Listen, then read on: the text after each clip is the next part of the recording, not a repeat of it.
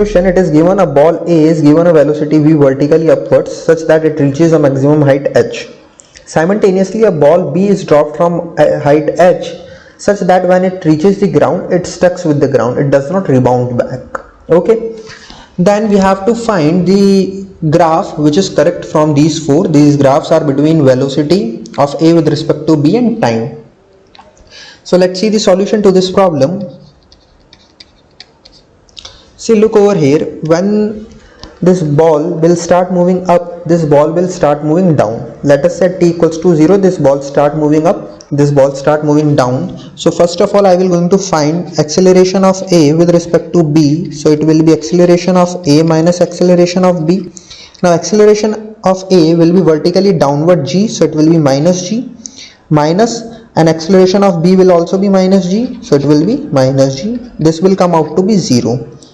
If acceleration of A with respect to B is coming out 0, means velocity of A with respect to B will be a constant. Okay, this will be a constant. Now till when it will be a constant? See, let us say at t equals to t, this ball reaches its maximum height, so its velocity becomes 0 over here, and at the same time this ball will reach at its bottommost point, that is on ground, and its velocity will become 0 over here. So relative velocity of A with respect to B becomes 0 when t is equals to, let us say, t.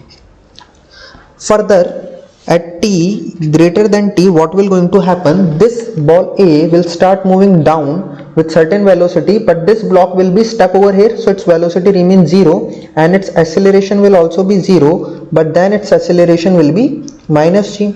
So at t greater than t, acceleration of A with respect to B will be minus g minus 0, that will be minus g. Means for t greater than t, there will be a relative acceleration. So velocity of A with respect to B will be changing with time, and this change will be linear. It will be linear. Why it will be linear? Because acceleration is constant over here, so it will be changing with time linearly. And this velocity of A with respect to B will be minus VA minus 0.